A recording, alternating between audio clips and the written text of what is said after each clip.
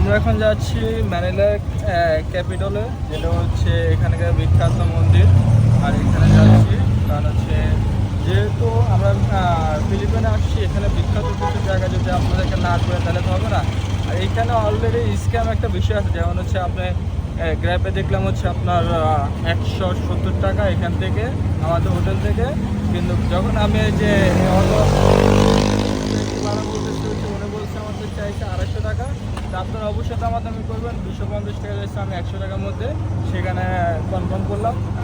যদি দামাদামি করেন সেক্ষেত্রে অবশ্যই আপনারা কম পাবেন। তো অবশ্যই যারা এইসব জায়গায় ঘুরতে আসবেন অবশ্যই একটু দামাদামি করে নেবেন। এগুলো হচ্ছে ম্যানিলার অটো রিক্সা, সব জায়গায় হচ্ছে আপনি এগুলো পাবেন। আর এটা হচ্ছে আমাদের হচ্ছে লেগুনা, আমাদের যে লেগুনাটা আছে, আর এটা হচ্ছে সেম লেগুনাটাই। এটা হচ্ছে এখানকার সবচেয়ে বিখ্যাত একটা গাড়ি। আর এটা হচ্ছে এখানে যদি না ওঠেন আপনি অবশ্যই মিস করবেন। আর ম্যানিলাতে এটা হচ্ছে একদম বিখ্যাত একটা গাড়ি। প্রায় চলে আসছে ম্যানিলা ক্যাথেড্রাল থেকে। আর হচ্ছে এটা খুবই ট্রেডিশনাল একটা জায়গা, গির্জা এরে। আর এদিক দিয়ে স্পেশালি দেখতেছি একটু ঘোড়ার গাড়ি, এটা হচ্ছে পুরান ঢাকার ঘোড়া গাড়ি। অবশ্যই কেন চলে আসলো যাক, এটা দেখে খুব ভালো লাগলো। এই যে আমাদের পিছে ঘোড়া গাড়িগুলো ক্যাপিটালের মধ্যে আসি, এখানের মধ্যে অনুষ্ঠান চলতেছে আর সেগুলো আপনাদেরকে দেখাবো।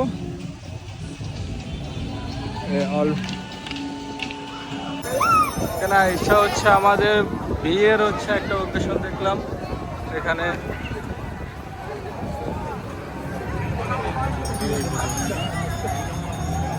আসার পর দেখলাম বিয়ে করতেছে, সেখানে ট্রেডিশনাল গির্জার মধ্যে বিয়ে হয়।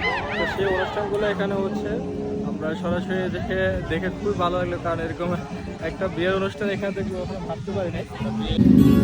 এটা হচ্ছে ক্যাপিটালের মধ্যে হচ্ছে একটা স্ট্রিট ফুড এরিয়া, এখানে সব কিছু খাবার দাবার সব কিছু লোকালে পাওয়া যায়।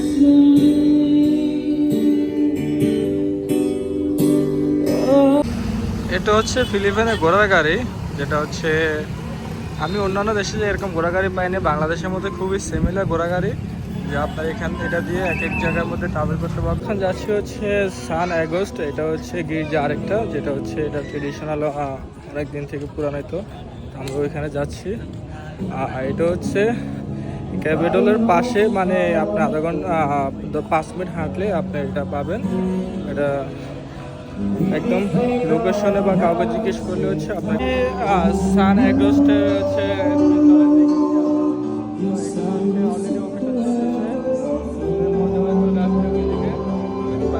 শেষের দিকে কিন্তু এখানে প্রচুর যেটা আমাদের জন্য না। আর যেহেতু এটা খ্রিস্টান ধর্ম একটা অনুষ্ঠান, সেক্ষেত্রে আমাদের যাওয়া উচিত না। জাস্ট আমি সামনে ভিজিট করলাম, ভিজিট করে এখন আবার হচ্ছে চলে যাচ্ছি, কারণ আমরা আসলে যেহেতু মুসলমান সেক্ষেত্রে আমরা এখানে যাওয়াটা উচিত নয়।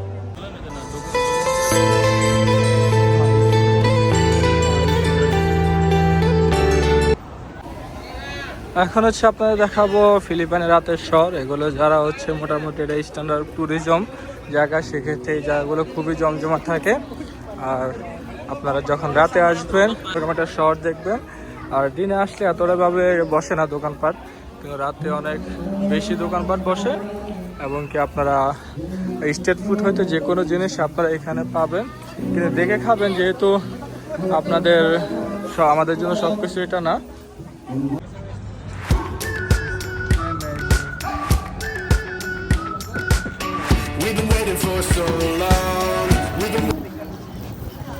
আমরা আছি এখন বিনন্দ ব্রিজের পাশে। এটা হচ্ছে ফিলিপিনের আরেকটা দর্শনীয় স্থান। এটা হচ্ছে লেক পার, মূলত লেক পারের পাশে হচ্ছে আপনার বিভিন্ন হচ্ছে স্ট্রিট ফুড। আর হচ্ছে আপনার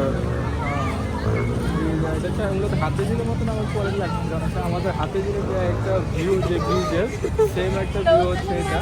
আর এটার পানিগুলো হচ্ছে একদম হাতিঝিলের মতো একটু নোংরা, আহামরি একটু সুন্দর না, কিন্তু হাতিঝিল থেকে বেটার। এখানে প্রত্যেকটা রাস্তার আশেপাশে শুধু স্ট্রিট ফুড দেওয়া।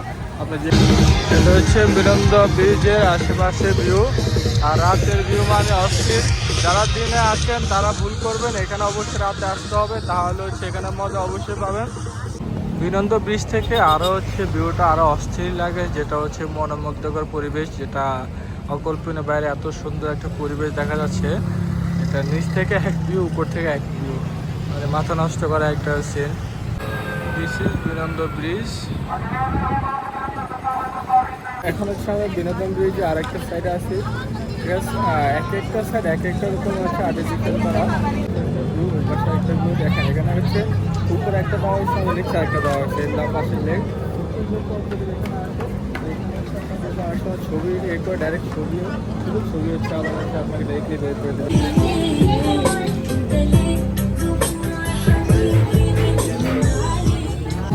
এখানে মূলত ফটো সেশন, বিভিন্ন ফটো তোলা যায়, স্টুডিও বানানো হয়েছে এখানে। হচ্ছে একটা ভাইরাল জিনিস যেটা হচ্ছে সব জায়গায় দেখি, আমেরিকা হচ্ছে আছে, পুকুরে বলা যায় ওরকম একটা সিস্টেম। মানে আপনার প্রিয়জনে যদি আপনার নাম লিখতে চান তালার মধ্যে, এখানে এসে তালা লিখে তালাটা লক করে দেবেন আর হচ্ছে চাবিটা পালাই দেবেন। এটা একটা স্মৃতি হিসাবে রাখে আর কি সবাই। আর আমরা সেখানে আসি এখন।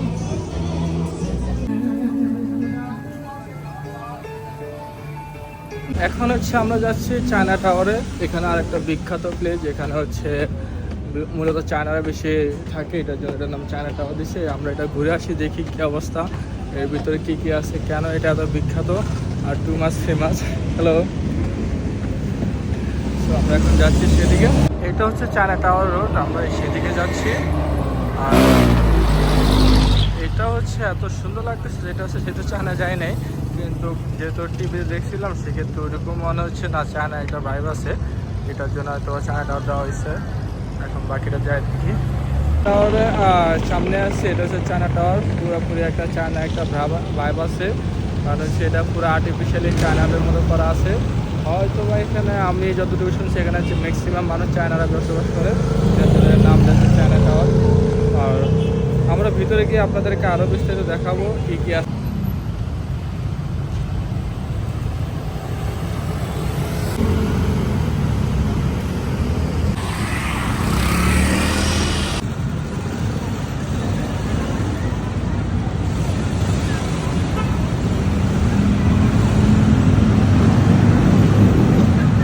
আসবেন তারা অবশ্যই চায়না টাউনে আসবেন, কারণ এখানে অনেক সুন্দর সুন্দর ছবি দিতে পারবেন আর ভিউটা অস্থির।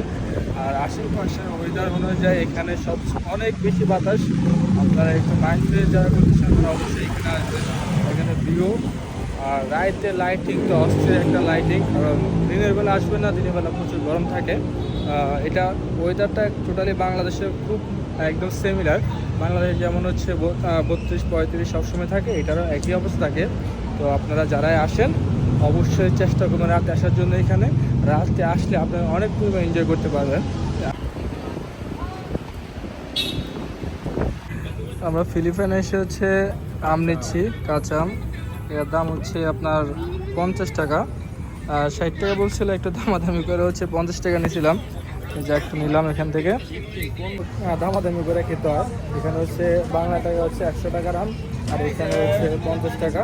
50 টাকা দিয়ে হচ্ছে এটা নিলাম, দেখি খায়া দেখি, কারণ হচ্ছে এখানে আসি যেহেতু এখানে পেটের সঙ্গে কিছু খাবার অবশ্যই ট্রাই করতে হবে, আমরা সেটাই চেষ্টা করতেছি।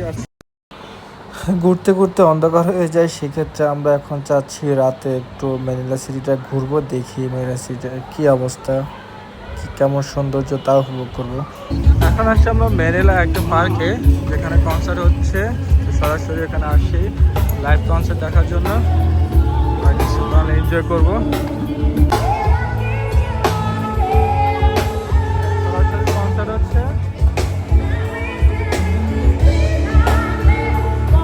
সব কিছু শেষ করে আমরা এখন খাবো, এটার জন্য একটা ভালো হোটেল খুঁজবো, কারণ আমরা হালাল খাবার খাবো। এই হালাল খাবারটা এখানে অনেক কষ্ট দেখি। অলমোস্ট আমরা হচ্ছে আপনার 300, এখানকার হচ্ছে 400 টাকার হচ্ছে বার্গার আর হচ্ছে চিকেন নেই। এখানে প্রায় আধা ঘন্টা কাজ লাগবে, আধা ঘন্টা প্রচুর রাশ, তো সেক্ষেত্রে অসুবিধা করছে। তার হচ্ছে প্রচুর খেতে লাগছে, আর আজকে প্রচুর হাসছি আর অনেক জায়গায় ট্রাভেল করছি, এটার জন্য একটু বেশি ট্রেন লাগতেছে। আর সেখানে মোটামুটি সব কিছু ভালো লাগছে, এবং খাবার ছাড়া, খাবারটা খুবই ডিফিকাল্ট।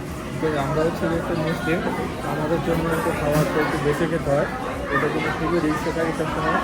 খাচ্ছি হালাল ফুড, যেটা সবচেয়ে কম পাওয়া যায় এখানে, আর সব পাওয়া যায়, যদি হালাল ফুড ছাড়া সব কিছু পাবে। এটা হচ্ছে আজকে রাত্রে ডিনার। এটা খেয়ে আমরা বাসায় চলে যাব। আর আমরা বাসায় গিয়ে রেস্ট নিয়ে ইনশাল্লাহ আগামীকাল আরও আপডেট দিব আপনাদেরকে, যেসব জায়গায় যাবো সবগুলো রিভিউ দিব আপনাদেরকে। আজকের জন্য আল্লাহ হাফেজ, দেখা হবে নেক্সট পার্টে।